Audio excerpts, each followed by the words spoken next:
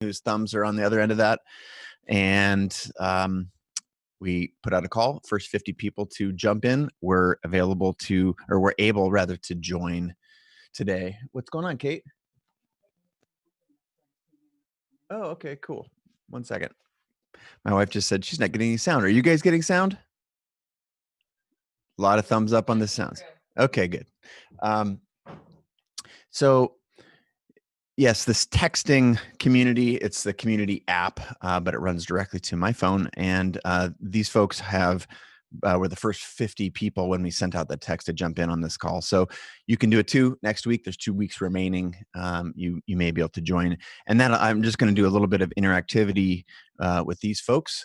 But the chat is open, and I am seeing chat wherever you're seeing this, whether it's on Facebook, on YouTube Live, on Instagram Live. I do get the comments, but the best experience is on either the class page at creativelive.com/book club or creativelive.com/TV, because I get those chats and questions from all over the world first, but I do see all of them. So last week, just a quick recap, was the design. Remember, the book is oriented in 4 parts. Part 1, imagine. Part 2, design. Imagine what you want for either your project or anything you're trying to make or be or become. Maybe it's even architecting your life. Imagine what's possible. Design a series of steps and behaviors to get that. Execute that plan that you made in part D. That's this session we're working on right now. And then amplify, which is what we're going to get to next week. That is all about building community. So in the design section last week, we talked about identifying creativity zappers and blockers, things that jazz you up and fire you up, and things that drain you, and how to do more of some and more of the things that fire you up and less of the things that suck. And while they may sound selfish, that is absolutely in your control. We talked a lot about mindset. We talked about building a calendar and session plan for your creative work. I want to know if you got any of these tasks done. Some people were auditing their time. I got some messages via text about people who were brutally surprised when they started auditing how much time they were A, watching television, B, spending on social media, aimlessly scrolling. So before I get into the read, I'm just going to have a quick ask someone from the Zoom call here. Are anyone willing to volunteer anything that they learned when they audited their time or looked at their session planning process and realized that they were having a blocker? Wow, Megan is right. Like you were, the hand was up. I'm going right to Megan. Megan, start us off and share something that you did to overcome, or what you noticed, and then what you did to overcome it.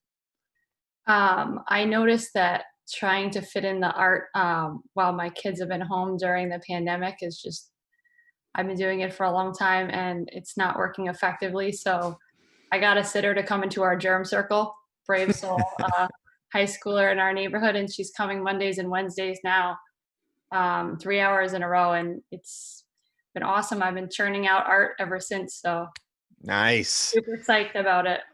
Nice. Okay, just a little, you didn't ask, but I'm going to break that down just a little bit.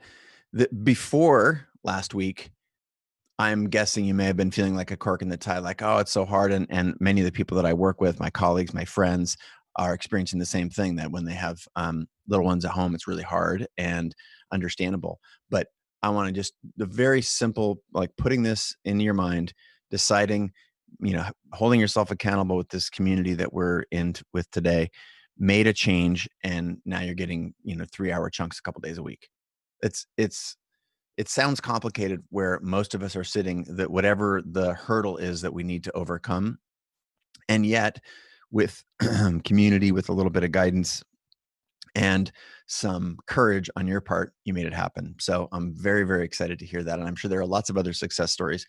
Thanks for sharing, Megan. All right. So I would like to, as I do every one of these sessions, start with a read.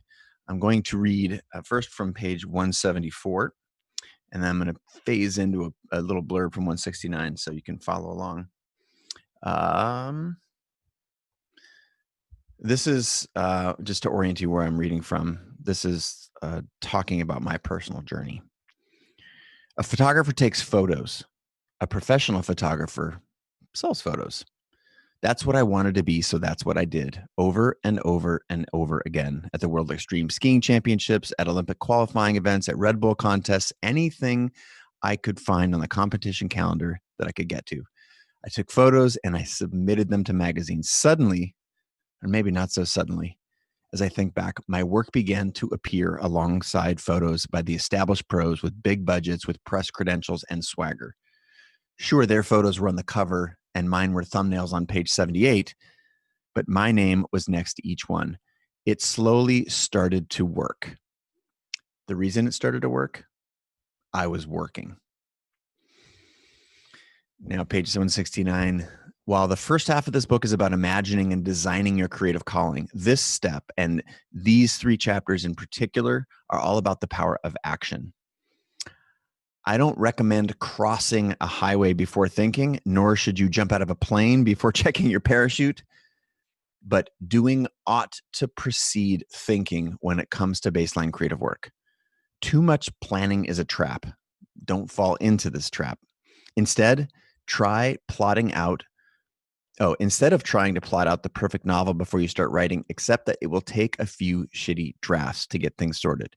I want you to just start writing. I want you to play, enjoy the process, write 6 different intros and throw 5 in the trash. You will figure out a lot along the way. All right. So it's, as I said, when we were just warming up here, and I understand there were some audio glitches. We're in the execute phase of the book and in the 4-step process that is a creative process to guide any project or making a masterpiece of your life. And or a lot of people are stuck in the imagination and designing a plan. Imagination, oh, I could do this, and then here's what I'm going to go do. Or if I want to, oh, now I'm going to be a sculptor, and they go out and buy a bunch of clay and some sculpting tools and a pottery wheel, and then they go back and say, oh, that wasn't my thing, and I'm going to go back to thing one. They get stuck in this imagination and designing a plan loop. And that is a lot of folks. Those are noodlers. Those are starters. If you remember back to the early chapters of the book, we named those folks, and giving things a name is helpful. If that is you, this section is extra critical for you to pay attention to. Now, on the flip side, a lot of people are doers and they're just on a hamster wheel, and busy makes them feel good, whether or not they're achieving progress toward their goals. Now, for you, I do want you to make sure that you've over-indexed on the imagination and designing a plan part, but this is going to be valuable for you because we want to do work that moves your goals forward. And this section will help uncover the difference between the work that moves you forward and, as I said before, the hamster on a wheel is busy. We don't want you to be the hamster on the wheel. So the first topic of the 3 topics, which coincide coincidentally with the 3 chapters that I want to talk about, is not fake it till you make it, but rather make it till you make it. And what do I mean by that?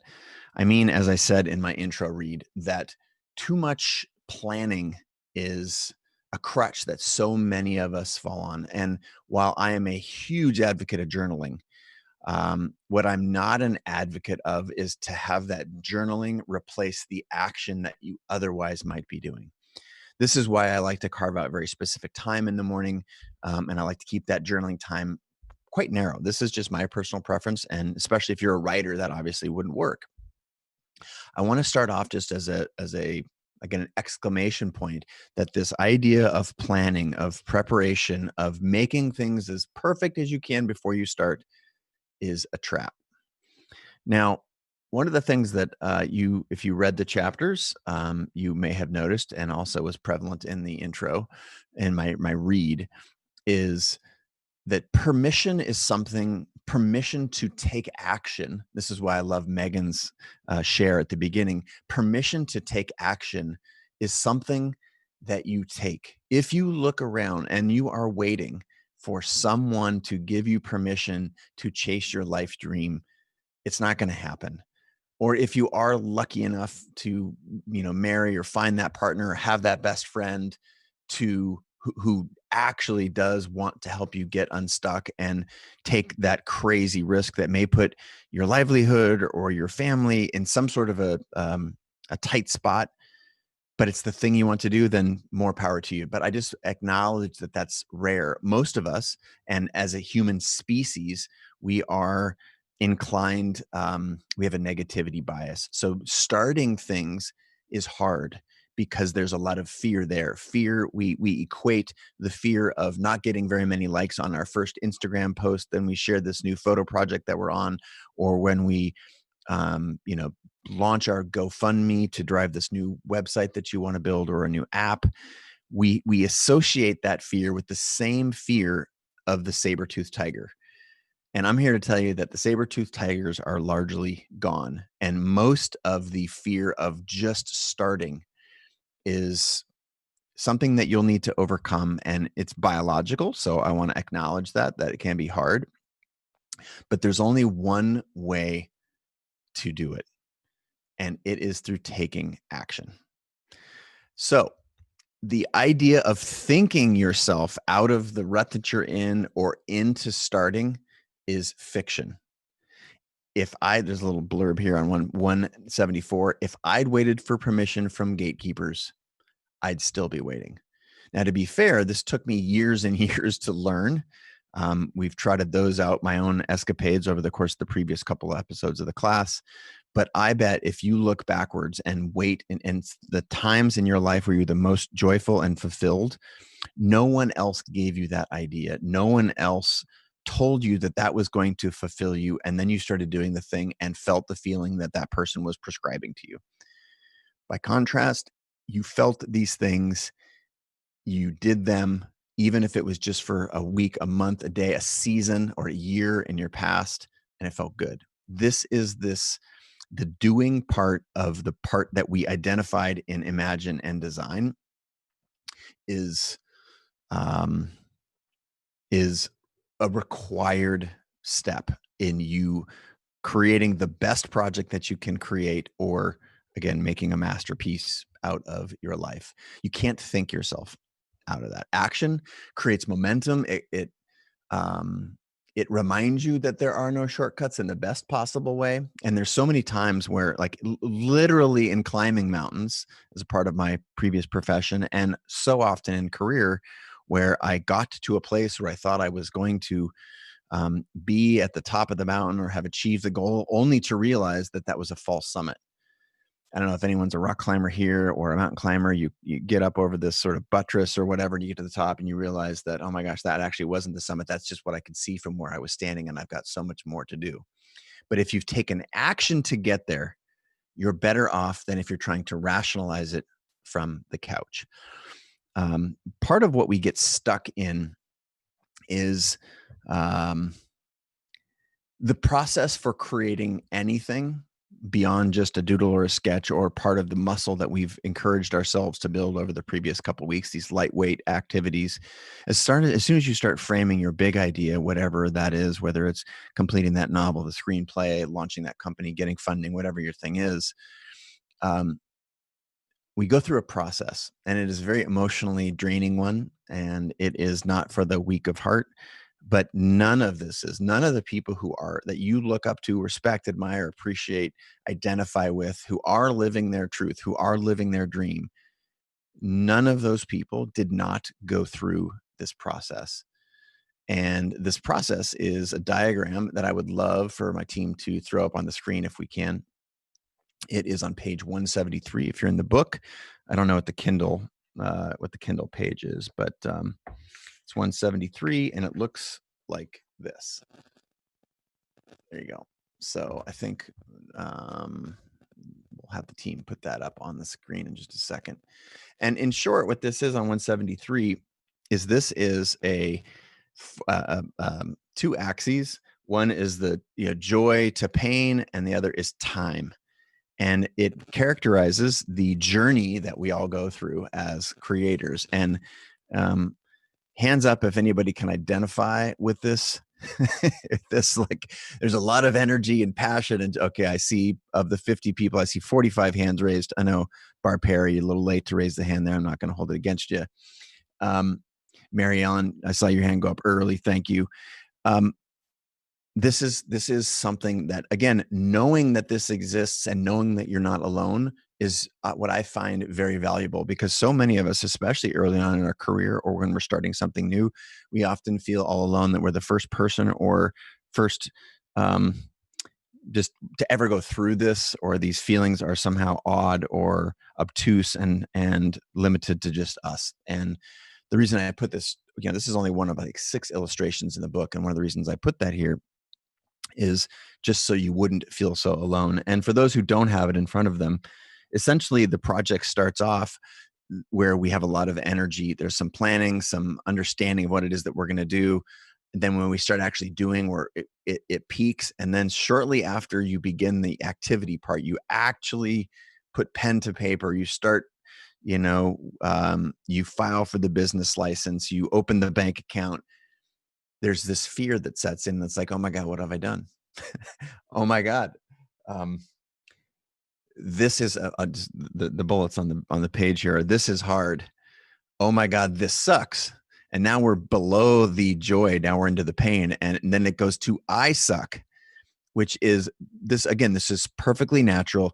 But if you keep going, or whether it's on this particular project or you just keep doing, as we've referenced several times, making shitty first drafts, then you suddenly realize that this is doable, that this actually might come out, and lo and behold, it might come out okay. And then you're back on the joy side of this arc. And if you're not familiar with that journey, I want to just ask you to turn to that and fold that page over and refer to it often. Um, all right. So part of what I think, I'd like to go to the Zoom community here, the folks that are in the text community, and ask for. I think, again, I saw 45 of the 50 people raise their hand. So I would like to hear again, just so that we realize that we're all in this together, and it's not just me yapping here. That if someone's willing to share one of their experiences of being stuck, and what they, now on the backside of that being stuck, what actually got them out of it, whether it was therapy or more doing or whatever it was. If you've had some of this in the past, I would love to hear a little story. Now I'm looking for a show of hands here. Okay, cool. Lots of hands up there. I'm going to go to, I think is it Marcella? I'm unmuting you, Marcella Barriere. How'd I do? You made my name so much fancier than it really is. I love it. Did my best. It's just Marcella Barriere. Okay. Yeah, I was really stuck. I did a mixed media art class, and in the art class, I created a piece that I absolutely loved. And then I got home and wanted to create something else, and for weeks did nothing. I just kept looking at all of my supplies, and finally, I tried to figure out why I was so successful in the art class, and it was because I wasn't thinking about it. It was just random stuff that the teacher had, and you had to go up and just pick stuff that you liked. And so I made myself go to my art supplies and just said, pick stuff that catches your eye without thinking about what you're actually going to create. And then once you have all this stuff gathered together. Yes. Marcel, your audio broke up just a little bit there, but wave your hands if that sounds familiar. Yeah. So what I love about your story is, I think you said the word random, and it was just like, essentially doing something was better than doing nothing. Doing anything actually was the mechanism that got you unstuck, even if you weren't sure what you were doing. And I think there's an extra special bit of wisdom embedded in there. And the wisdom is trust. Because once you've done that enough times, where you just start typing, if you're a writer and you're looking at a blank page, if you're a painter, you just start brushstrokes. Whatever endeavor, whatever your craft is, just literally walking outside, or you don't even have to go outside. I have an assignment that I will give you this week, which is, and it's specifically photography, because I know we all have a phone that has a camera in it, and I don't care if you're a photographer or not. But the assignment is this: I want you to find 5 interesting pictures within 50 feet of where you're standing whenever you decide to take on this assignment. And right now, again, I'm in this 1924 little beach cabin, and I'm like, there's some wood paneling. I don't see much, but just the simple act of shifting into, I must take 5 pictures, random, as you know, as Marcella said, not necessarily connected to your big vision or dream, it will get you unstuck. And when you finally look back, whether it's 2 minutes or 20 minutes later at your phone, or when she looked back at the work that she had done in just getting unstuck, there's a little win, and that win is a piece of trust. You were stuck, you were not doing anything, you did something, and then you felt progress. Even if it was just for a moment, we didn't have to call it inertia, momentum, you did something. And that little trust is another muscle that we want to build. This is why action over intellect is required for success in any field, and specifically when you're trying to create dreams that a lot of people in your life have told you are not possible. I can't overstate this little trust that you have in yourself. And what you're not doing is trying to reward yourself or judge yourself or punish yourself for, did you dunk the ball? Did you, make the app that was the number 1 app in the App Store? No, you did something instead of nothing. And this repeated little trust, this bond that you create with yourself, will become, in a sense, lubricated. It will become strong. And every time when your mind, remember, your monkey mind goes back to like, this is hard, I can't do this, or you're a part of that journey that we just talked about, when you take action, you build that muscle. When you build that nut muscle, you get stuck less and less. All right, I'm gonna have 2 other folks chime in. I heard Scott Nickel, you had your hand up for a second before I called on Marcella.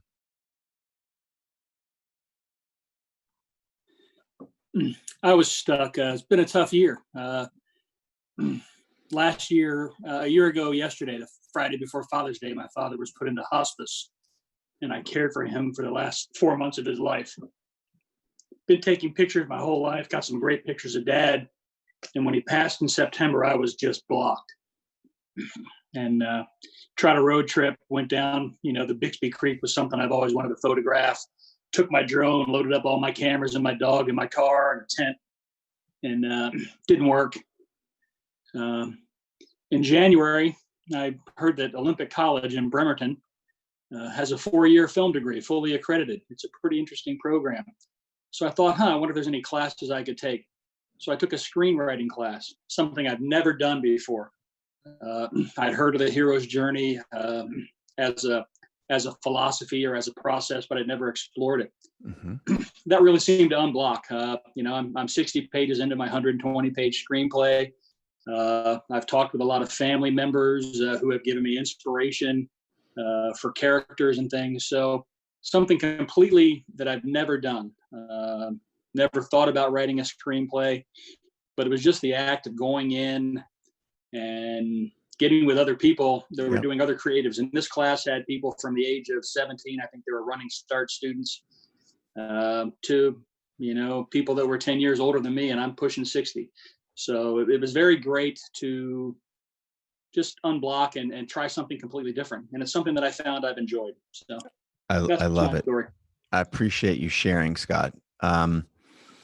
Shout out for Scott for courage there.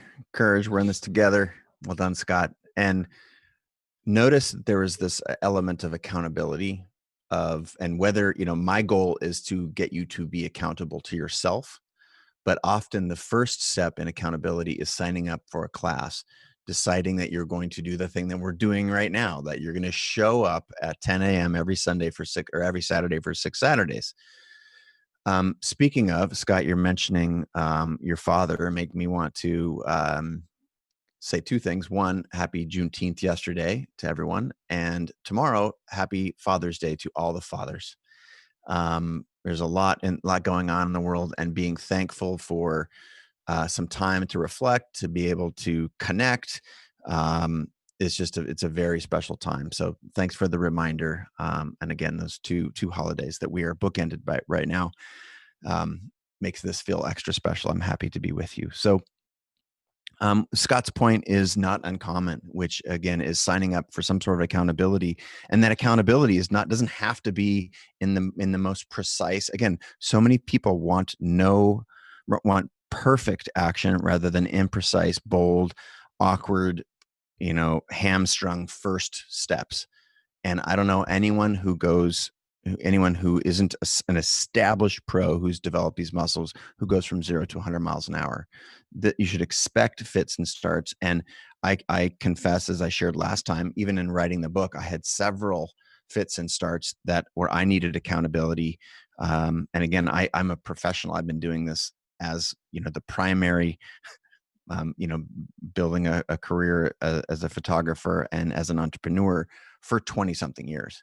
So it's not something that we are immune from. And this is why developing the muscle and why I put charts like that in the book, so that you can remember that you're not alone. And the takeaway here is learn to trust yourself with imperfect action, create some sort of accountability, and do not feel like the action that you have to take needs to be perfect. Do something instead of nothing.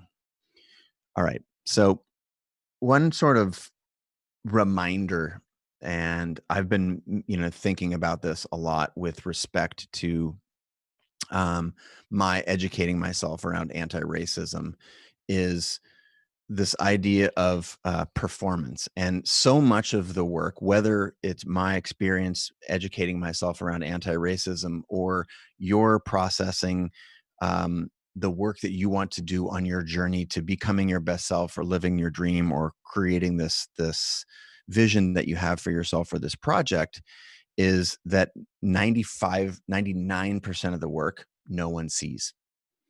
Okay. And I do like community. I do like showing up in various ways, but it's important to understand that the work that matters the most is the work that no one sees. The work that you do when no one watches is the work that matters the most.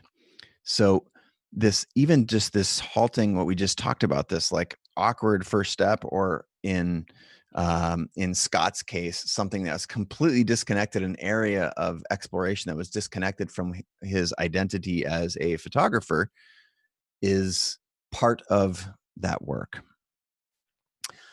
All right. Let's talk about the mind being the critic before we move on to topic 2 today. So I talk a lot in this section about judgment, and it's come up a couple of times already. And as it relates to this class in particular, I created a prescription for myself that allowed me to move forward with the book when I was writing it. So it's a little bit of a meta. This is a thing that I developed, and it's on 179, and it's called The Art of Done. Now, again, I've posted plenty on this in the past, and I come from a place of professional knowledge, but the truth is that I am not immune to this, which is part of what I'm hoping to do with this class, is show you my struggles as someone who identifies as a professional and has most of my adult life. But I had to create this small framework for myself in completing this book, The Art of Done. Essentially, it's finish something, whether it's a photograph. And again, finishing why I like photographs is because it's pretty easy to finish one. But whatever project you endeavor, or you feel like is an area that you want to work in, or that you're inspired to create in, and then call it good. The next day, iterate on that work. So an example for a photographer would be, take a photograph, go explore, walk around, whether it's 5 photos in the 50 feet around you, or you go for a photo walk, take your favorite photo, identify that. Cool, I'm done. The next day, do something to improve that piece of work. So an example, again, in the photography case, would be to take it into Photoshop, work it up in a handful of different ways, and it doesn't need to be done, but I want you to improve it. I want it to be better or further along in this time process, because sometimes, look at, if I don't know if you've ever, um, my mom isn't taking this class, and if she could speak, she would tell you how terrible I am at ceramics. I took a pot making class in high school, and let's just say my mom saved these things and gave them to me. And not only did I not want them, but they swiftly went into the garbage because they were not even sentimental enough. They were horrible. And yet I remember that doing something instead of doing nothing was helpful. So for me, the idea of revisiting whatever it is you're choosing to do in this Art of Done section here at 178, that is literally the blueprint that I made for myself to finish this book. And so everything that you've seen here, every word that you've read, at least was edited this many times. That is one draft, iterate once, iterate twice. And then you notice on day 3, I'm saying repeat day 2, day 4, repeat day 3, day 5, decide that it's good enough and move on. And of course, again, I had a writing team. And so I was able to have others around. Whatever your particular case may be, either deciding it's done or putting it back into the process, either is fine. My recommendation for calling day 5 done is that so you do not get stuck in this executing loop where you're just executing. And that's the noodler. If you go back to the beginning, you're going to noodle this project until the thing doesn't even look anything like what it started. I once shared a studio with, and I referenced this guy. His name is Carl. Shared a studio with Carl, and he taught me how to paint. And I was a terrible painter, but he helped me understand oils and see light and apply color. And he became fascinated that I was churning out exponentially more work than he was, despite being new at this endeavor and quite bad. And I think that there was this disconnect for him. And as I started with the book, I was quickly reminded of that. Like, I will noodle this thing, and as long as you let me, as long as my deadline allows, as long as unfortunately I had some smart, talented people surrounding me. They were like, you got to move on. So this is why I like this 5-day loop on page 178. All right. Before we move on, I want to ask if there are any questions. I'm going to go to the chat. Folks not in the Zoom call, if you have any questions about the material we've covered. And while you're typing that right now, I'm delaying, allowing you to write a thoughtful question, or I'll be able to go back and look at some that are already in there and go back to their opening read, which is the reason I finally made progress. What you didn't hear right before that was that I had been stuck. But the reason that I finally made progress as a professional photographer was because I was working. The reason why it was working was because I was working. Now, right now you're saying, okay, I've heard you say this for the last 10 minutes.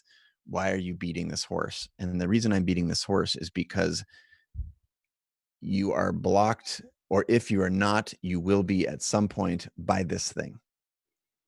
Full stop. Never had any project that didn't have some semblance of this at some point. Maybe it's down the road at the participating community or launch phase, or maybe it's early on in imagining. You're blocked to even imagine. All of these same things of just taking action apply. Eric Francis Harnden from Facebook is reminding those folks who do have the Kindle that The Art of Done is on page 149. Thank you so much. And before I keep going, Raphael's asking, how do we join the Zoom meeting? Text. You're gotta join the text club, Raphael, and that's 206-309-5177. Okay, so let's see. A good place to get a question. Oh no, my browser seems to me to be frozen. So I'm going to go to a question. Any questions in the Zoom call? Hand up for what we've covered so far. Otherwise, I'm going to move on to the next chapter. Don't feel rushed. If you've got a question, I'm good with it. 3, 2. John, is that you're reaching for your mouth? You're just playing with your pen there in your right hand, John? Okay. All right, we're going to move on. So, okay. So of course, as soon as I said that, a bunch of questions pour in. Humberto Rivera. Humberto asks, how do I reconcile who my audience is in order to solve that problem? Like, I'm going to be very direct, Humberto. Your problem at this stage is not your audience. Your problem is doing the work. And I see this as an example of this is avoidance behavior. And I just, this is called this tough love. And I appreciate you being vulnerable and sharing your question with us.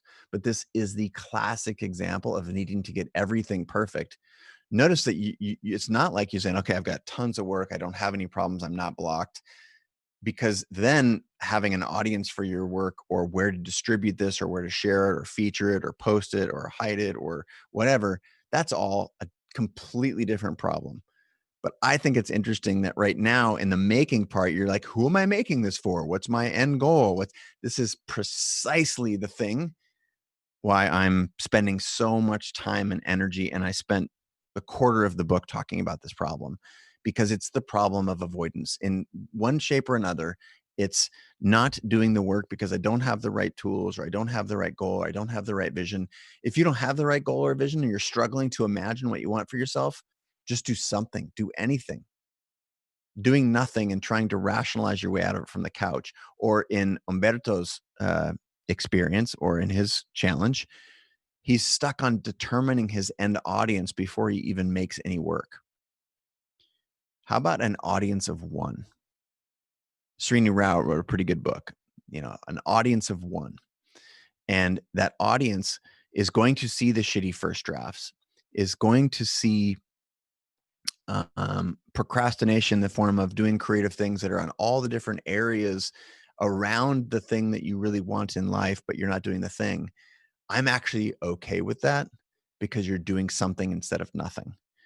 The idea of who your audience is will emerge. The project that you ought to be doing will emerge. And the way it emerges is through doing the work, exploring, tasting. Notice all of these things are active verbs. All right. So thank you for that question, Umberto. And let's keep on trucking.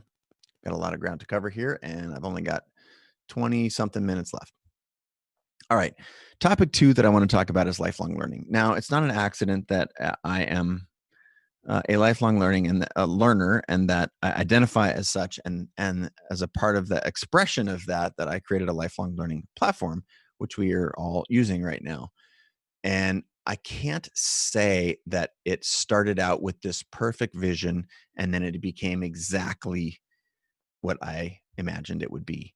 The reality is that I was well established as a professional. I'd done a lot of work, decades maybe of work, a decade and a half of work before I was ever, in the realm to create CreativeLive. So it ended up matching it pretty closely, but this idea of iterating is still present in all of the things that I've done, including this thing right here, the Zoom call. This is iterating. We're like, okay, cool. This is something we're pioneering for the rest of the platform on CreativeLive. I wanted to do it here because if something breaks or is imperfect or whatever, then I want to be the guinea pig and I want to find it all out so I can work with the product team and the tech team and the content team. This is the process of iteration. You are a part of it. And the reason that I'm doing this is a personal hunger to learn. What you have is and whether you acknowledge it or not, you have a huge reserve of curiosity. But the challenge is most of us leave it untapped. We've tamped this down by our school system. And again, my wife, Kate, was a teacher. So we all went through the schooling system to some degree. And sometimes it feels harsh to throw stones at it. And that's not my intent. My intent is to say it's doing the best that it can, but things that are at that scale and have that much disincentive. For example, you've seen how online learning has been so hard. And part of that is because colleges have been late to adopt online learning. Why? Because it doesn't benefit them. They have billions of dollars of real estate. They have very expensive Ivy covered buildings that need people in them. There's a belief that architecture, for example, I was speaking with an architect friend of mine. He's like, architecture's class is going online. The belief that it was impossible because of the textures and the materials and all of the things. It was such a complex that you couldn't really learn much of that online. Lo and behold, here the University of Washington architecture platform is up and running, and they're learning architecture online. It's uncomfortable to do this.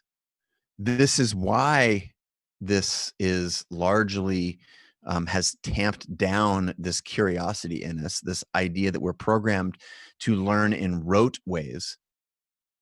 And it's not surprising when you deconstruct the system that, you know, asking questions and being curious and being a non-linear thinker, which many of us are, is not rewarded. I'm here to tell you, and the 4,000 people that are enrolled in the class are here to tell you that that's okay. Again, by showing up as part of a community member and doing the work like you're doing right now, not only are you engaging in the work, but you're also unlocking this idea that you're weird or different, or that the questions that you're asking that are, you know, that you asked in school that slowed the production of widgets moving out of the doors or graduating. It's anything that slowed that was seen as counterproductive, and you may have been disciplined or asked to leave, or maybe even recognize that that's this school in this format wasn't for you. That's fine. It's asking questions and derailing the existing system is part of the process. And I look at what you're doing right now as exploration. So how do we get through this? Again, we get through it through small actions done regularly.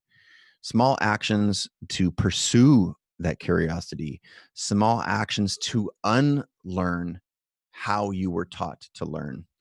I recount in the book this idea of I got good grades in school. I was scared to not get good grades, and I wanted to keep my opportunities as wide as possible for me. But this idea that that grades were really, really important, and that my future depended on it, was largely untrue. And I found that it limited what I wanted to experience. And as an adult, when I started, for example, studying or pursuing something that gave me energy, it was a booster, photography, rather than a zapper. I'll just give you an example, was I was going to be a doctor. And so I had to work and or volunteer, get a certain number of hours in order to be accepted to medical school. And I found that work was so hard. And yet, and by the work, I mean, I should have loved it. This was the first time as a student, that I was going to be on the front lines, that I was going to connect with patients. In this case, it was a children's hospital. So connecting with kids and making them feel better and helping them and helping their families. And yet it drained me to no end. And it was bizarre. And yet when I decided, fast forward a couple of years, decided that photography was something that I was passionate about, I started at first exploring it. That exploration created momentum. Momentum created a lust for knowledge and it was the first time in my life that I truly understood learning for what it was, not for school. Learning and school are different things. I found myself showing up at the library in Steamboat Springs, Colorado, where I was living as a ski bum at the time, and getting kicked out of the library like 45 minutes after they closed. They're like trying to be courteous, and they're like, dude, you got to go. And I would just look up and like, oh my God, it's dark. I've been in the library for 7 hours. And when you pull on the thread of something that brings you joy, if you've imagined and started designing a future for yourself around a thing that matters to you, this is what the idea of learning starts to feel like. One of the reasons I think that so many of us, when we were preparing for the class yesterday, me and the content team were talking, and they thought it was a good idea that I share this idea, this experience that right now, if doing the work, it's fair to be blocked. And we've all got, I don't know if you've read The Artist's Way, Julie Cameron. We've all got resistance to certain aspects of our job. And I think the book does an excellent job of playing through that. But I really like to question, if you're here and you can't even get motivated enough to do something instead of nothing, maybe where you whiffed is imagining. And I do believe that this is a problem. A lot, if you've been stuck at a particular place, and these, after some time, if you've done the work that I'm prescribing here, let's say for 30 days, and you're not making progress, most people will get unstuck in a single or 2 or 3 sessions of this thinking, the doing, looking at the art of done. And if you've been trying for 30 days and you're still blocked around the thing, I do invite you to go back and look at the thing that you're designing for yourself. Because when I was, training to be a doctor, and I was just, these were like, this was a year-long thing that I was doing, working at Children's Hospital in San Diego. Wasn't a single time that I looked forward to it, not one visit. And I was doing the work, and just look at that, a year's worth of effort. I do think that no effort is ever wasted, but I do realize now that it's because the thing that I had imagined for myself was really what the culture had imagined for me, and not the thing that I wanted to do. And so if you do find yourself after 30 days of trying this, tasting this medicine, that you're still stuck, I think it's worth retracking and looking at what it is that you've imagined for yourself. Most people, again, having held the hands of millions of folks through this process through CreativeLive, we realize that if you do the thing that you're supposed to do, you get a certain juice from it that we talked a lot about in the previous 2 chapters. So, or in the previous 2 sessions. So I want to move into something very prescriptive. And this is I have deduced my own experiences, the experiences of several others, on the people who have achieved success and fulfillment. I always talk about those 2 things together, because one without the other is, I'm not quite sure. It sounds like hell. The most successful people, they take the reins of their own education. They have a learning practice in the same way they have a creative practice. If I talk to Richard Branson and I say, "Oh, you must be done learning this particular thing," he would look at me with a furrowed brow and scratch his head. I have no idea what you're talking about. I remember asking Sir Mix-a-Lot a question about, so you're sort of, you're in a you're sort of, you've put so much work out there, and now, you're performing that work. Is your art performance? And he shared with me the fact that he is now wiring his own amps, building his own speakers, trying to get the music to sound a particular way using tool. Like, he just, peeled back a layer that I never suspected. He's a crazy audiophile. And his learning is now around making new sounds. And for some in the hip hop community, that was the 808 kick drum. It was a really unique, super deep bass sound. And he's exploring a bunch of other things like that now, very late in his career. He's been a rapper for 30 years. So this is a habit, this idea of learning, that most people are not aware of, that they're heroes, that the people who are the top performers in the world have. I don't know if you've again watched the Jordan documentary. I think that reveals a lot. There's 3 phases of learning that I want you to know about. I cover them in the book. I'm just going to touch on them here. The first one is personal. This is where right now you might be exploring your curiosity. The goal is not to learn everything. The goal is to play, is to taste, is to sample, just to do something instead of nothing. Make lines on a paper, write some words, write a short poem, write 3 paragraphs of a shitty first draft of an intro to a novel that you'll never finish. Your curiosity, you're extending that. The second is trial and play. When you find things that are fun, go deeper on those things. Something that brought you joy when you were experimenting, play in that. Again, why I call this the personal phase, because no one is watching you do this work. If you want to share this on social media, great. That's a good muscle to be developing. But most of this sort of very, very baseline exploration is something that we do by ourselves. Are you inspired by someone or something? Did you see something that made you curious? Maybe it was a film, maybe it was a technique. Try and replicate it. this is part of this play, curiosity, and inspiration that are all part of the personal phase of learning. What I find is that if you experiment enough and play enough in the personal phase of learning, that you can then enter the next phase, which is the public phase of learning. And there's 3 steps here that I think are worth you writing down if this section of the book was foggy at all for you.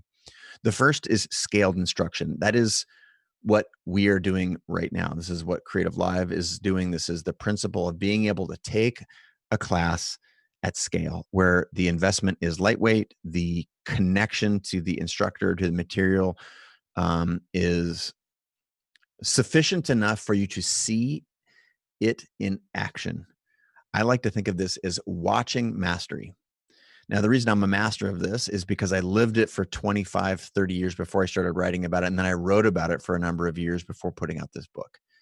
So sure, I like to think that I'm a master photographer, or I've learned enough about entrepreneurship to navigate the material in any way and can see a lot of problems coming up. I'll talk about mastery in a second. But watching it in action, or seeing my articulation of a problem that I've come into contact with tens or hundreds of thousands of people who are trying to solve that problem, is what you should be looking at right now. If you're interested in needlepoint and you've taken a needlepoint class, or you've watched a bunch of YouTube videos, identifying people who are actually masters, I think is more valuable than just anyone, which is why I think CreativeLive is more valuable than YouTube with respect to learning photography, for example, because it's vetted and you know that those people are certified masters. But watching mastery and participating at a distance is a great way to open the next phase, or the next step within this public phase of learning. Notice this is different than personal because you're doing it with others. And it is community. This is what Scott was talking about when he shared that he signed up for a class and he was accountable. When you tap into the community aspect of public learning, you are able to connect with others that are seeking the same skill. You're able to be exposed to a diverse set of ideas around the area that you have determined is interesting to you from that personal phase where you're trying a bunch of stuff. And this community part, it does set you up for building a foundation to actually launch your business, or to help bring people along to live your dream, or create the supportive community that's required for success in any field. And that's one of the reasons I like this, that aspect of the public phase of learning. The last bullet under the public phase of learning is individual or small group instruction. Now, I just for personal reasons I don't do individual coaching. I find that my time and energy is best spent trying to scale that, and in this sort of a forum, or with building CreativeLive so that tens of millions of people can learn. But so it's not going to be me that you're going to learn individually from, but there are people in this field, whatever your field is. There's again, 4,000 people in the class. I can say confidently that on the internet, there are people who want to study something that's close enough to what you want to in order to get value. Your job is to find those people. That's the community part of the public aspect of learning, is who are masters that I can learn from. And you don't have to love everyone. You take 4 or 5 classes from someone, you find out that that's the limit of their knowledge or their ability to inspire or excite you. That's fine. Move on. But when you start this smaller individual group lessons, this is where the idea of mentors come in. Now, you can still have mentors that don't know you. That's fine. I tend to camp that, mostly in the scaled learning effort. But when you've found an area, so many people, they want to learn from me or in this environment, and would say like, cool, well, should I take pictures of animals or dogs or buildings? Like, you need to go back to the personal phase. You need to explore. You need to be curious. What I like is when you have found out an area that you want to go deep on, this is when you should look to some individual mentors. Now, again, these can be mentors that you don't have a one-on-one relationship with, but it's very helpful to get like physically in the same room as some of the people who are doing this thing. Small group learning. Now, I'm going to tell a little story about my college learning days. Now, I've shared before that I was, in addition to philosophy, I did this medicine stuff, and it was hard for me. And especially things like organic chemistry, which I had no aptitude for, very little patience for, wasn't inspired by, didn't have any teachers that really lit me up. And you could tell, again, it was part of doing something that I wasn't put on this planet to do. And I found that I had to study so hard. I had to study individually before I could even show up to a study session or meet with the graduate student TA or do anything, because otherwise I wouldn't even know what questions to ask if I got this person's time. Now, I thought that was just me with science. But lo and behold, when I started, really diving deep into photography, my founding of CreativeLive was actually because when I looked out on the horizon, there was no great way to connect with people. I knocked on the doors of dozens of the world's top photographers. No one would let me in. It was a very different era where there was, the holding back of knowledge. But like it turned out that this same thing that I thought was just limited to learning things that I wasn't good at was true for things that I loved. And that is, I had to spend enough time with the material to know how to ask good questions, to know that I wanted to pursue this thing and to have enough context to be able to maximize this small group or mentor situation. So I believe that, to me, that's my empirical test, that it doesn't matter what you're pursuing, that spending time in personal phase of learning before going to the public at the last phase of that is actually having someone who's really good and can answer your very specific questions. If you do get a chance to ask me a question in this thing, you should ask me a question that you really have, not like, oh, I want to get more clients. Like, no, I want to know how to bill a creative rate such that I'm not locking myself into an hourly rate. And I want to be able to charge $1 million for a campaign instead of $20 an hour or even $1,000 an hour. Like, that's a very specific thing that you've learned through doing the work and that you're stuck on. This is what I mean by one-on-one. You need to ask an expert who's already solved this problem. The more people you're around, the more community that you have, you're better able to identify these experts, and these experts can better unlock these very specific things. And that's why that is the last phase of the public learning. And then the last one, the last phase rather in learning, and I forget what page this is. Maybe somebody can type it in the comments. This is the public phase, this is the practice phase. And what this is repetition. This is continue to ask questions, to do the work, get blocked, find a person or a set of people who can help unlock this for you, and repeat. In a sense, this is the beginning of the DEAR system that I introduced previously. Deconstruct the work that is the best out there from your heroes and masters. Emulate some aspects of what they're doing. Begin to analyze what works for you, and then repeat that process. DEAR, DEAR. This is the practice phase of learning that the people who truly are passionate about their thing, they've uncorked it, they've unlocked it. This is where you should be, in high repetition. Now, the last note here is around mastery. I am an advocate of mastering something, anything in your life, because it does two things. One, it's incredibly fulfilling to know anything. And I do not care if it's plumbing, if it's writing, if it's mechanical engineering. I don't care what it is. Mastering something will unlock for you the ability to learn other things more quickly, because you understood what mastery feels like. You understand that it's about navigating material, and there are so many things that you can learn from mastering anything that you can apply to mastering lots of things. I like to use Tim Ferriss as an example here. He is world class at so many things. And I used him because he's written a lot about learning. But what he did early on in his career was master a handful of things using, the principles that he developed in the 4-Hour Work Week, and later in what was it? Not the 4-Hour Body, but the 4-Hour something, the next 4-hour thing. And when you understand mastery, you're able to lift and stamp so many aspects of it that you can learn more quickly. And you've known a lot about how you learn. I think this is why it's very important. You are starting to, at this phase, and you've done this many reps.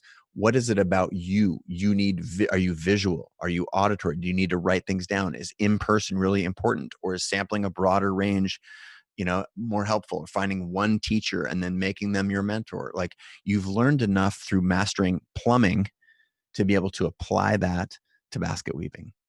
So it's not always, it's not required to have a joyful life, but it's very valuable to understand how to be successful in and fulfilled in anything. If you've understood mastery, there's an increased, you have the increased ability to apply that more broadly to other areas. All right. I'm going to pause for a second, recognize that I'm 4 minutes off, and we still have one. This topic is small, but the topic I want to introduce now, we're going to lead off with a little bit of interaction here. I'm going to go to the comments, and I'm going to ask some folks in the Zoom chat. And this is the topic of failure. The chapter is called "You Must Fail to Succeed," and of course, there's double entendre there. If you're failing to succeed, that means you're stuck, and you define yourself as broken and all these things. And also, you must fail in order to succeed. And this tension here is not accidental. It's because when we say failure, we're not like end up in the gutter and life unfulfilled. That's not the meaning. The meaning of failure in this case is lightweight, regular curveballs from which you can learn and correct your mistakes. So I'm looking for a vulnerable show of a couple people's hands to tell me and tell the rest of us, however many people are on the call right now, some of your fears around failure or success. What are some of your fears around failure or success? I'm going to go first to the Zoom call, and let's see. That would be Mary Fox. Mary Fox, I want to hear from you. What are some examples of failure, your fear of failure, or fear of success? I would imagine failure would be just being able to not provide for yourself. Like, I just lost my job, so it's a lot of just trying to make sure that I can stay afloat to be able to continue to try to do creative stuff. I mean, at one point, I just got back from New Zealand, and I ended up living on a park bench for about 2 weeks in Breckenridge, Colorado. So I have been on that part of failure where it's like, great, it's freezing. The people I thought were friends bailed on me, but the one thing that kept me going and having my stuff stolen, it was very much being able to have that one thing that kept me going. Mm-hmm. To just kind of having that one thing, like, no matter what, you can always create stuff. You can always have that one thing that's going to keep you going. Yeah. And I think, basic human needs, that's a really, that's a big, scary thing that sadly too many people in our world today face. But this idea that here you are, I don't know what distance in time it is from when you were sleeping on a park bench with no stuff to now. Like, to me, that is the fact that is a great underscore of we have to get to that place, whatever the failure, ideally failure with a small f, is, in order to create the success that we need. And, I think yours is a profound example, and yet here you are. I don't know if you would consider yourself a success in the whatever mission toward which you endeavor, but the fact that you're here to me shows radical progress. And I'm guessing that failure, small f, was a valuable step on your path to success with a capital S. Another volunteer from the Zoom call, your experience of success and or failure. We're going to go to Ryan Diener. I'm going to unmute you. There you go, my man. Cool. Yeah, I think, one of the things, I'm a product designer, and I created my own product probably 2 years ago, and it was a massive failure. But I think, one of the things that was interesting in the process, fear of, loss of money, not generating enough revenue. Does the product represent me and my identity, and just the embarrassment of failure? Amazing. I'm going to thank you for sharing, Ryan. Y'all, I forget to give a shout out for Mary and Ryan for going on film here, talking about their failures and their fears. Ryan mentioned a number of things. Ryan mentioned identity and this idea that we are our art, whatever our art is, the manifestation of a product that we've built. This book is Chase Jarvis. The photograph that I took, if it's not perfect, says that then I'm imperfect. And this, we get caught up, understandably so, because we often had to go to a scary place in ourselves to be able to create something that we will judge it. In this case, I like to default to the Andy Warhol thing, which is says, I let other people judge my stuff. And while they're busy judging it, I'm busy making more. Now, that's a paraphrase, and he said it more eloquently. He was a cool, quirky guy. But the concept is the same. And this releasing oneself from the judgment of the product is, or decoupling it from your identity, is a trait that most of the top creators and entrepreneurs in the world have. Now, you can be passionate and attached and committed and all of those things and still be able to move on. It's complicated. I get that, but it's a very real fear. And I want to say thanks. You also talked about money, which is not unlike what Mary mentioned, like this fear of not having enough money, not being able to make money. This is another reason why I like to decouple your requirement to make money. I would like to delay that in the process to make sure that you love the thing that you're doing.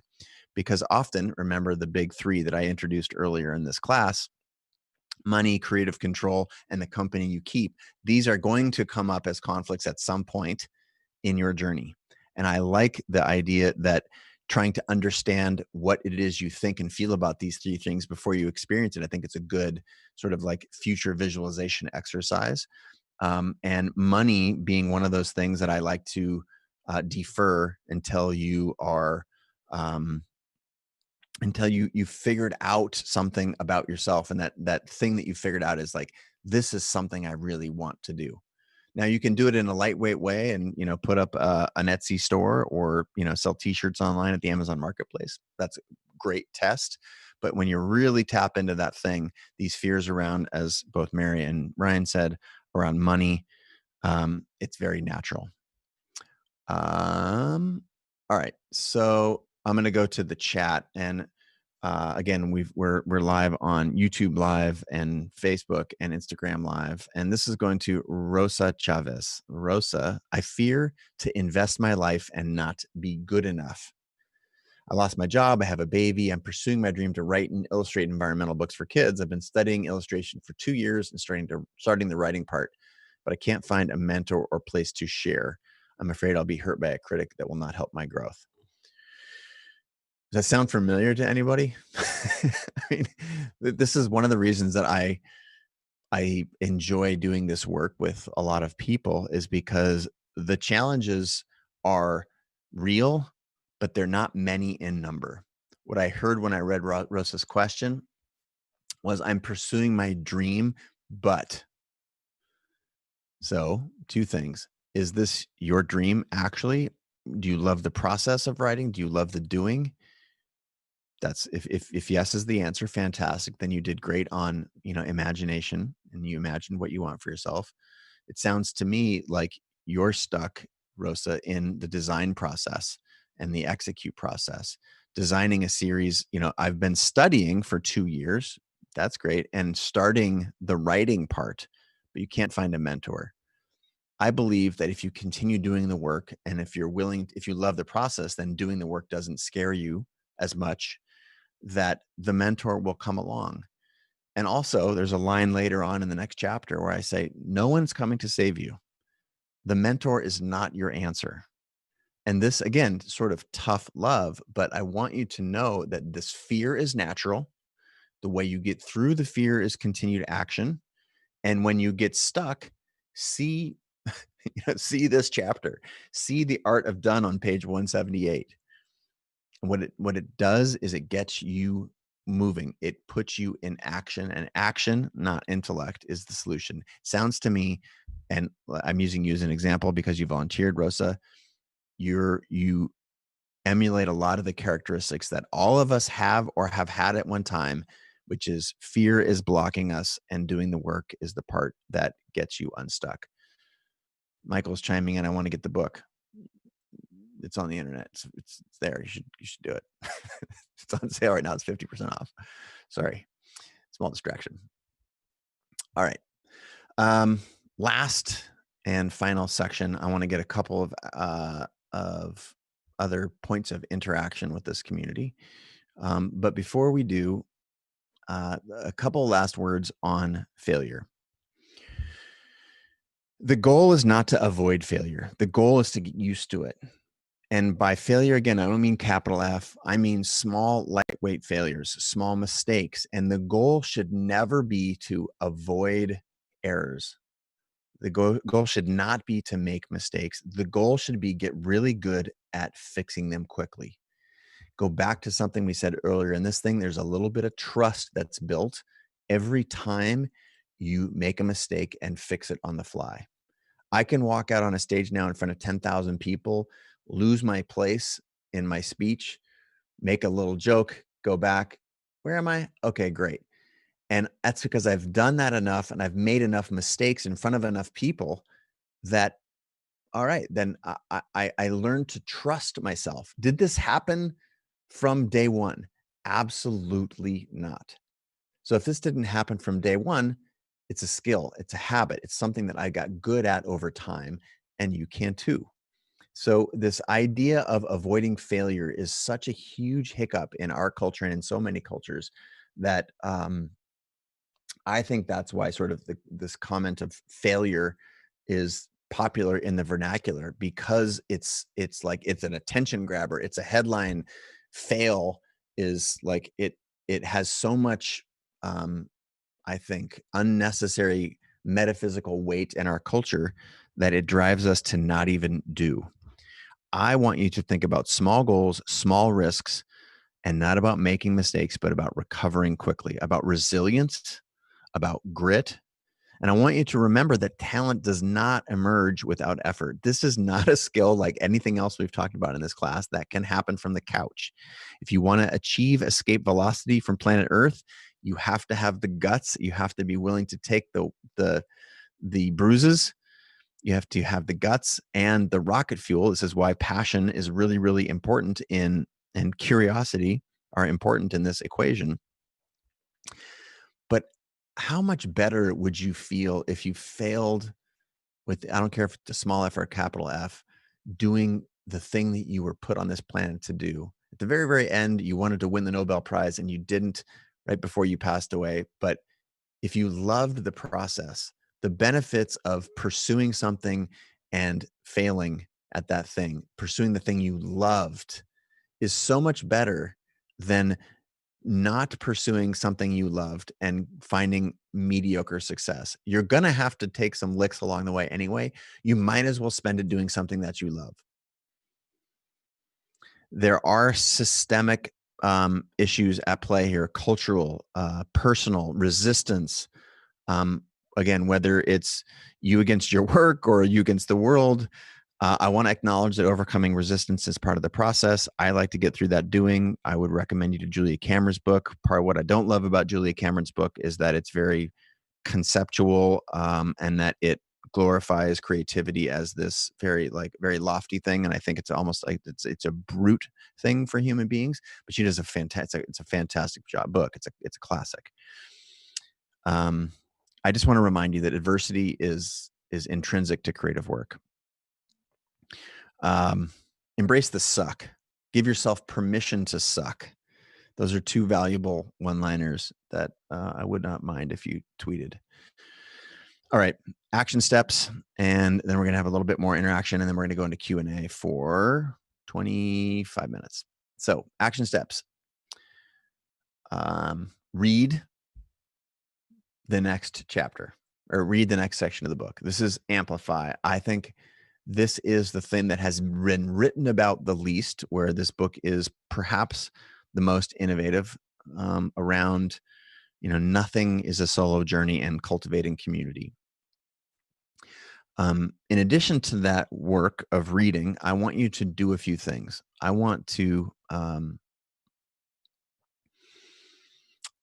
you to do three things: make, learn, and fail. Make. I want you to begin this week by doing something. Decide what it is that you're going to do right now, or before you turn me off, or before you get up from your desk. Decide what you're going to make.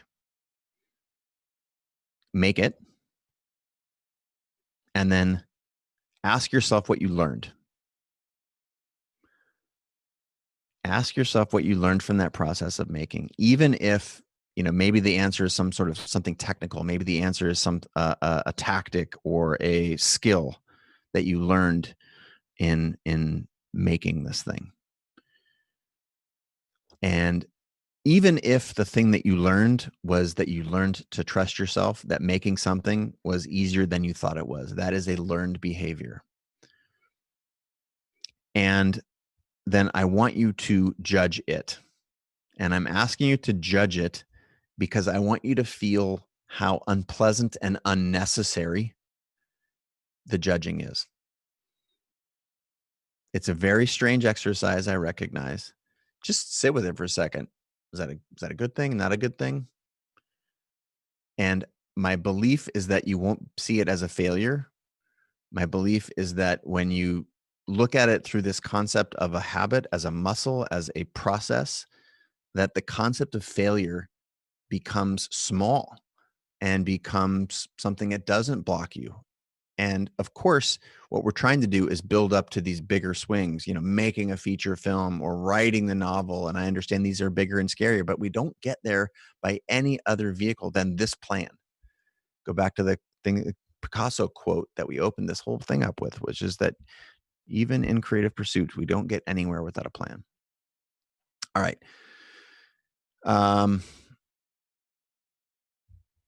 Closing read, and then we're going to have questions.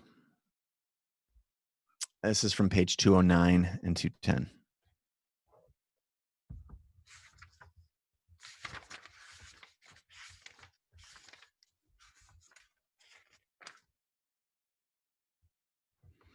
It's from Step Into the Unknown. Beginnings are tenuous times. Getting anything substantial off the ground means making countless tiny decisions first, any one of which might assume vast importance if you're successful down the road. The danger is twofold. On one hand, you can become paralyzed by all the decisions you must make. They can steal your life from your project, whatever that medium is, and at whatever scale you're operating, before you've even begun. What if I don't buy the domain name that every single variation of my business's name, and someone squats on that domain, and then I have to pay thousands of dollars? And then on the other hand, you also can't rush through the initial decisions in your enthusiasm to get something off the ground, only to realize that you've doomed a promising project from the start out of hastiness. This dilemma is particularly thorny if you're inexperienced. When you're just starting out, you have very little basis on which to decide which initial decisions are critical and which can be tweaked later if things worked out. This is the point at any project when you have to remind yourself of two important things. First, that risk is inevitable in creating any creative work, and no amount of preparation, zero amount of preparation, can completely protect you. You'll develop the capacity to make these decisions well only by making lots of them. And yes, failing time to time, and even failing big. Second, there is a sane middle ground between leaping off a cliff and hoping there's a net at the bottom and planning for that leap for 3 months before being distracted and wandering over to some other chasm. As the French philosopher Voltaire once wrote, perfect is the enemy of good. Do enough research, ask enough questions, but remember that action, taking a risk, is the beating heart of any creative work. All right. That was from 209 and 210, for those of you who are curious. Sweet. I'm going to say next week's read. Remember, I'm going to ask one more time for reviews at Amazon. We can do better. If you've gotten any value from this class, this free class, 6 Saturdays in a row, I'm excited to commit to this.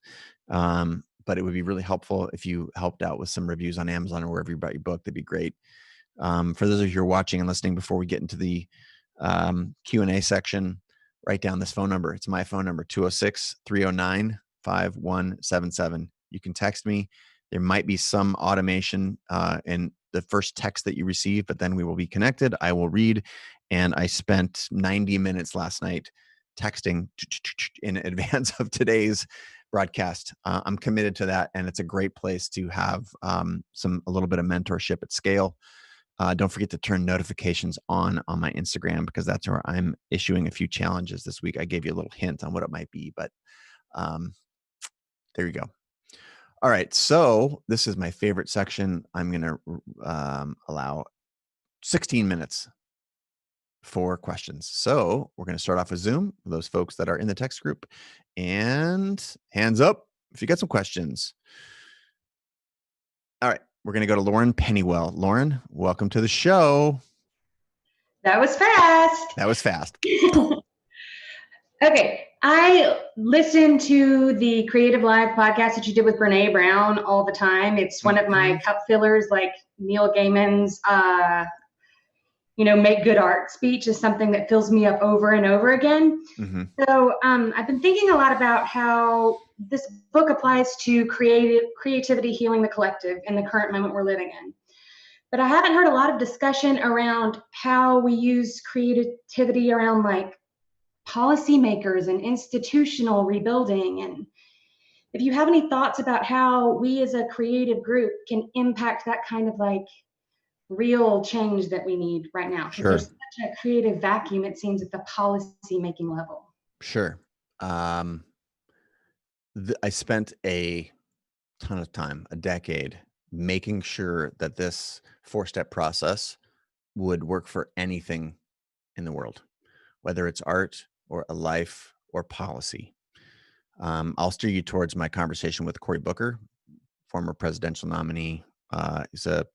Talks, again, regardless of your politics, like the process of, if you hear him talk about understanding the issues that matter to him, what is he doing? He's imagining a way that could be different, right? What if you could just snap your fingers and it could be a certain way? That's his level of imagination. He's got a bunch of legislation in place or underway right now that exemplifies this 4-step process.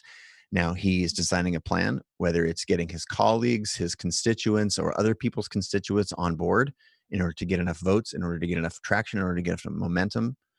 He is then executing visions, and he's building community all along, so that when he has other ideas or when he needs to manifest this idea or a call to action, he has the votes, he has the momentum, he has the inertia, he has the signatures. So the same exact process for policy works for painting, works for starting a business.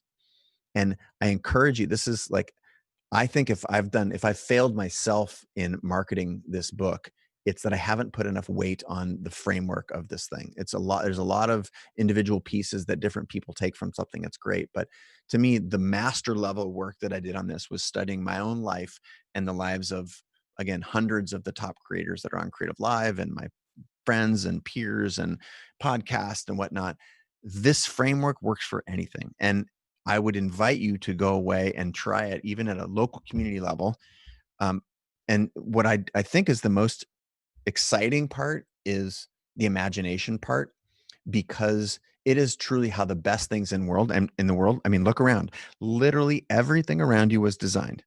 It was at first an idea in someone's head, and then they put a plan in, and then they did some things, and then other people said, wow, this is a good idea. I'm going to do it. Everything. The fireplace behind me, the couch, the computer, this granola bar. Okay. So I want to see you think about that and apply that to policy as well. Thank you for that question.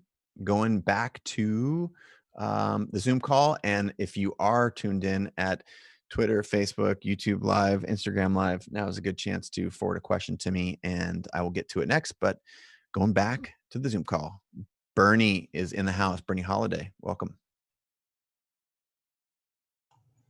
Hi, Chase, and thank you for taking my question. I have a question about time management. And Hmm.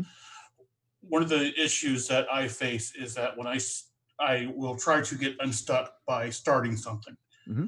And that's not the problem. The problem is that when I start something, I'll achieve a flow state and then I won't know when to stop. So next thing I know, it's 3 in the morning and I have to be at work at 8. How do you manage that? How do you find the balance between that flow state and starting to work? How much do you care about your day job? You My can see where I'm house going with payment, this. Okay. my Your house payment. payment cares a lot about my day job. I personally don't. Understood. Understood.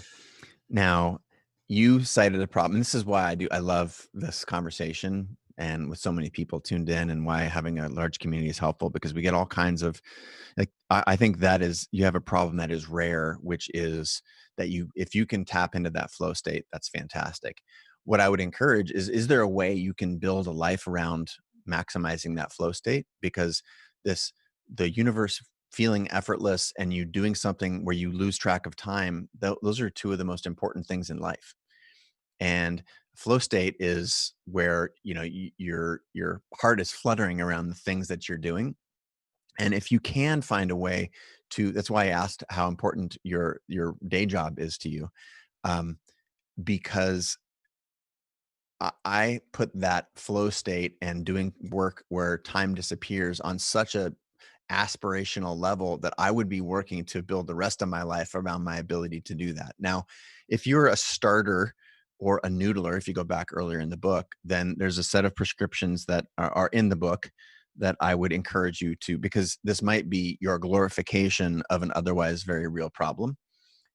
Which is I get all kinds of flow state when I start something, but I'm not actually, shipping the product, getting results, building community, doing these other things. So I would leave that to you to be honest with yourself. Are you glorifying something that's actually a real problem? But I'm trying to track down to two different scenarios. One is that I'm asking you if this flow state is such, if you're doing something you love and you started a project and you get into flow state, keep going. Do what you can to set up the rest of your life so that you can do the work that you were put on this planet to do. Make your expenses smaller. Make your job compartmental. Carve out time to do the things you're put on this planet to do, because that is so rich and creates so much fulfillment. It's hard for me to even compare the need to have a mortgage if that experience is what you're rejecting. On the other side, you need to be honest. Are you glorifying this? Are you really just a starter who gets a bunch of juice at the beginning and doesn't finish anything? Which it's fine. This is sort of the tough love part here. But you need to then go back and look at starter or noodler, and find out if you can give if that's part of the prescription that you need to give. So I'm not quite sure which one. I want to make sure to get a couple of other questions in before we got to go. But thank you for being vulnerable, Bernie. Appreciate it. Everyone, high fives to Bernie. Nice job, bud.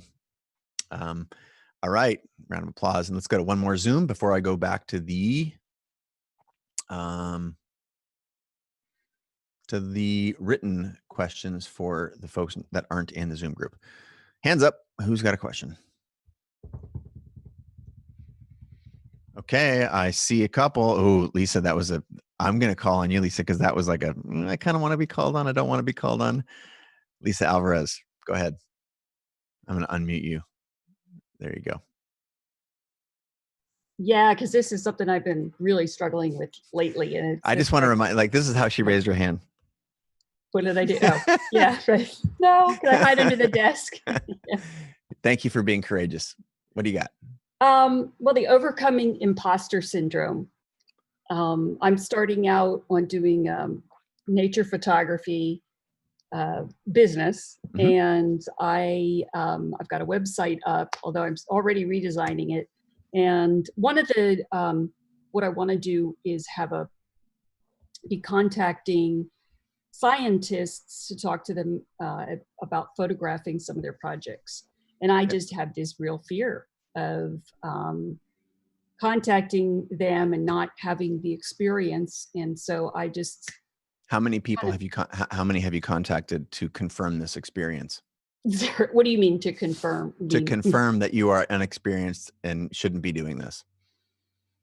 You've contacted exactly 0 people is my point. Yes, right. Instead, I've got this, oh, I just need to redesign my website. And I was going to that's call you out on done. that, but you called yourself out. Like, Yeah. you're like, I haven't actually even called anybody yet, and I'm already redesigning my website. Yeah. So thank you for being vulnerable. Thank you for sharing. This is tough love, but you Yeah. have to actually, this is why the next step for you when you're designing a plan, when you imagined the thing, part of your plan should be contacting 5 people every week to get your work in front of them. Because I do not see a world. I like designing a plan such that if I actually follow the plan, this is the executing the plan part, right? If I designed a plan and my plan says contact 5 people every week who might be interested in my work, and if I'm executing that plan, there is virtually 0 ways that you cannot find some piece of success for yourself. Because if you should call 50 people and offer to photograph XYZ for free for their grant, someone will say yes. And if you call 50 and you still get no no's, call another 50. And once you've called 100 people, then come back here and tell me, called 100 people, not one scientist wants me to photograph their project. Does anybody on this call, show of hands, thinks that if Lauren called 100 scientists and offered to photograph their project for free, that she would get 0 responses? There you go, Lisa. Stop messing with the website. Start contacting people. That's the D. If you're already in the process of designing a thing, your biggest hang up is where you should create the most structure, right? Because you getting another lens and you getting 10% better at understanding aperture priority versus shutter priority is not going to actually get you to the work that you want to do. Thank you for sharing, Lisa. Appreciate you. High fives to Lisa. All right. Harriet wants you to know, wow, Lisa, I think that's a great idea to photograph scientists. They would be so flattered. Denise says, shout out to you for speaking up. Yes, it's procrastination disguising productivity. You're getting a lot of advice. And what this advice is coming in the form of is a lot of people cheering for you, Lisa. You've got a plan now. And this is part of what I mean when like, okay, learning, where do I go to get these names? Like that's the thing for you. And maybe but this is the kind of learning that I felt like, okay, great. Now I'm at the library. I need to figure this out. Okay. That's real learning. That's what learning feels like in this part of your life relative to school, rote kind of stuff. These are practical examples of exactly what we talked about. Okay. Morgan James from Facebook. I started working on a book. I've been caregiving to my parents for 4.5 years. Every time I write, I get pulled away. So I only inch along in my writing and I never get a flow state going. Your thoughts? Morgan, you need to carve out a time to write that is not a caregiving time. And it's probably at 4 o'clock in the morning or maybe at 10 o'clock at night. But this is the burden that we bear in order to do things that are going to change your life, do things that the people that you look up to, respect, admire, and for whom you want to join their company, they do. They do whatever it takes to find a way to express themselves and pursue their passion. And it is very real that we have kids and bills and all sorts of obligations, but your process, run this process. Imagine what you want to do, design a system. For you, designing a system is another place where it sounds like you're tripped up because you need to find an hour from 4 to 5 a.m., from 9 to 10 p.m. I don't care what it is. Or hire a nurse to come in for a 4-hour stint. Megan shared that early on, right? In this call, she hired some childcare to come in and it unlocked something for her. She got a 3-hour flow state just earlier this week. It's available to you. Going to do one more. Oops. Sorry, all the questions. Sorry, my browser window can only be so big, and I had a question flagged, and it's now gone. Drew Castello. Drew says, hi, Chase. I'm an aspiring outdoor adventure photographer that's beginning stopped at the action phase. My main problem is finding people and athletes that are willing to go out and be photographed. How do I find people that are patient enough to take photos rather than do their sport or activity? That's a good question. It's very nuanced. I happen to know the answer because I've come from that world. To me, showing up and taking pictures of people who normally don't get photos taken of them, show up at the skate park with a camera and ask 15 people if they want to be photographed. And after you're done, get their email or text and text them some pictures, the best pictures. And after you've done that a couple times, they're like, wow, these are good. Or I've never had anyone take an interest in me or my work. Or like the point someone else just made about scientists, like photograph 10 scientists and you start to be well known. Like, yeah, this person does great portraits of science. They can help me get a better grant, etc. But if you show up at a skate park and find 2 or 3 people to work with ad hoc, you send them good work. And then the next time you say, hey, do you want to go out and make some more photographs? And they say, of course, because they want to see more pictures of themselves and it's going to help them get sponsors and all the other things and in the magazines. That is when you start to help them understand that the best photographs that they see in the magazines are created. They're co-created. It's the photographer and the athlete working together to get a very specific picture. That is your step into working together with someone. That is how you find it. You show up, you find anybody, and then you reduce the anybody to the people who care and understand what they actually want to do, and that you are a vehicle to help them get there, and then you work with them directly. I got to say, that's pretty lasers. It's a pretty good answer.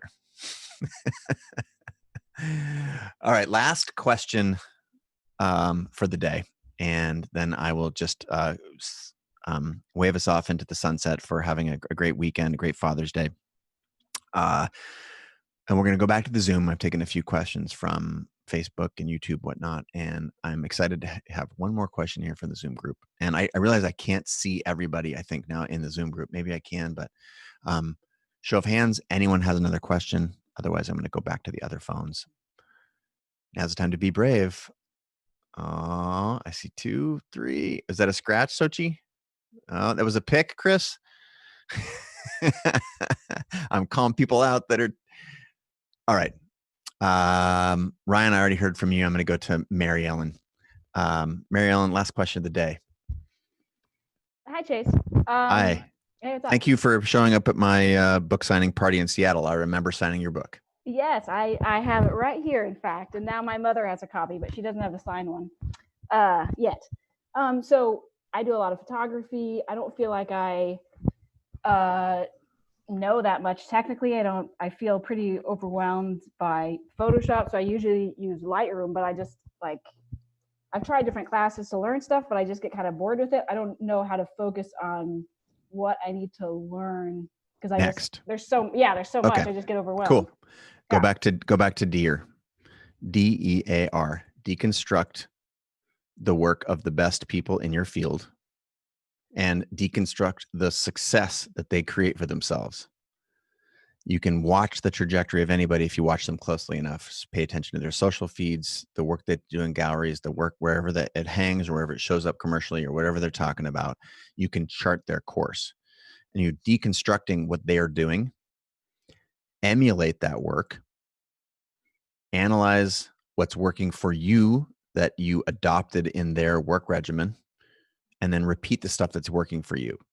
My guess is that what you're facing is we don't all love all aspects of when we want to make something our job, like whether it's billing or client management or in your case, Photoshop, that's fine. If you're looking at the images that are out there in the world and they are very well retouched relative to yours, you probably need to retouch your images in order to follow that DEAR thing. Now, you might at some point just in the future, you know what, my images are so good, they don't need any retouching. They don't need any color balance or anything. I think that's unlikely, but that I want to explore that as a possibility. But for now, all of the photographers that you like, their shit is polished, and you need to have your stuff polished in order to emulate some of the success that they are creating in their career. How do you do that? Either get good at it or outsource it. I would encourage you to do both things. Try and get good at it. It sounds like you're trying to get good and you're not really interested. All right, then hire somebody to retouch your photographs, allocate some budget specifically to that, and then go do all the other parts of the process. And if you're identifying that as a thing that gets stuck, maybe having somebody else do that work is a great way to get unstuck. Capito? Awesome. Whew. I am going to go get outside. I'm like, I got a ton of energy, and the Q&A part is always my favorite because I love the fact that we are all on this together and that the problems that one of us has is usually a problem that so many of us have. So I want to say thank you for tuning in and giving your time. What you're really hopefully understanding is that you're giving your time to yourself, that you're here because you've wanted to imagine something bigger for yourself, wanted to imagine a future for yourself that is in line with living your best life in this one precious go that we get. I want you to know that I think you're worthy, that you are worthy, that the reason you're here is because you care, and just showing up is a huge piece of it. Now, if it was just showing up and not doing the work, then, well, the world would be a very different place. But that hopefully is something you can understand right now, is that the fact that you're here and willing to do the work already separates you and creates an advantage for you relative to someone else that may not. And this is not a competition with your neighbor or across the street. Ultimately, I find that most of these challenges come to the stories that we tell ourselves. If you remember, the creative pyramid mindset is at the base of this. My hope is that what we're doing here, these exercises, are helping you to get unstuck. So I'm going to leave with just a reminder of the work, and that is make something, realize, document what you learned from it, judge it, and realize that even if it was a failure, that the concept of a failure is too lightweight. Don't forget to subscribe to the Insta so that you can get the challenge from this week. And it would mean the world to me if you haven't left a review. I mean, there's more people.